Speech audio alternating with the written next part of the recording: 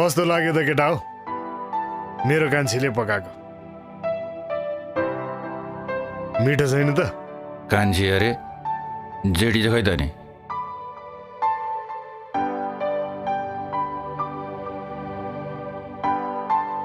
के हेरेको त्यसरी आफ्नो भाउजूले पनि गिदी नजरले हेर्छ पातकी एक प्लेट अझै मगाएन यो तेल एक्लै हानिसक्यो हेर्थे जति खान्छ खाऊ न 15 गतिबाट